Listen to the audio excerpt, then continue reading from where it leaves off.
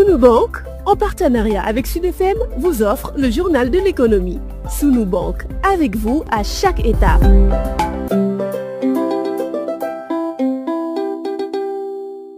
Bonjour, ce mardi nous recevons Babacar Sembène. Il est le directeur général de l'Agence de régulation des marchés. Il fait le point sur les mesures d'accompagnement des producteurs locaux par l'État et sur l'affaire de la présence de l'aflatoxine dans le riz local. Il est au micro de Issa Diawo. Ce qui s'est passé cette année-ci, c'est un problème aussi de compétitivité, un problème de prix. Et c'est le problème de toutes nos productions agricoles. Parce qu'à l'import, le riz importé indien coûte 300 francs. Alors que les producteurs au niveau local proposent 350 francs pour le riz. Des efforts ont été faits au niveau du gouvernement pour subventionner jusqu'à 50 francs. À partir de ce moment, le riz, le commerçant peut acheter à 300 et revendre. Et c'est ce qui a été fait. Nous avons ici d'autres réunions avec eux pour encore baisser un peu jusqu'à 280. Avec les 50 francs de subvention du gouvernement, le riz va nous revenir à 330. Donc le commerçant va acheter à 280, mais le reliquat de 50 francs sera subventionné par le gouvernement. Nous avons travaillé sur une liste de quotas sur la base des importateurs et Inch'Allah, tout de suite cette semaine, ils vont commencer les enlèvements. Et d'année en année, la stratégie va s'améliorer et s'adapter en fonction. L'autre point, c'est que le gouvernement aussi a pris une mesure pour imposer ce qu'on appelle les achats institutionnels. Faire de sorte que tous les acheteurs au niveau institution, que ce riz puisse se faire à partir du riz local. Je pense que c'est une bonne décision.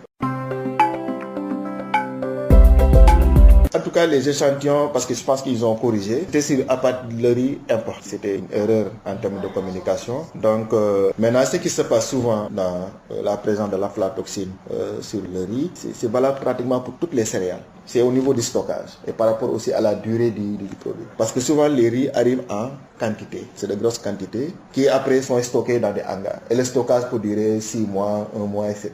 C'est à partir de là-bas, vitalement, que vous avez ces apparitions d'aflatoxine. Que le codex n'a pas compétence à faire des relevés par rapport au stock. C'est la compétence du ministère du Commerce. Je pense qu'il faudra qu'on précise cela. Le commerce fait partie de ce comité-là. C'est un comité scientifique. S'il y a une commande pour faire une étude ou bien des relevés par rapport à la toxicité, par rapport à la qualité de tel ou tel produit, je pense que même, parce que on peut contester aussi comment est-ce que les relevés ont été faits. Le commerce n'a pas été associé à cela. Donc il faut faire de sorte que les responsabilités puissent être situées à ce niveau-là. Comment est-ce que les prélèvements ont été faits, quand est-ce que ça a été fait et comment est-ce que les analyses ont été faites. Je pense que ça aussi c'est des questions préalables qu'il faudra à l'avenir qu'on puisse les régler. Le directeur général de l'ARM, Babacar Sembène, s'est prononcé en marge d'une rencontre consacrée à l'approvisionnement en oignons à quelques jours du Magal de Touba. Le journal de l'économie, c'est fini. Merci de votre fidélité.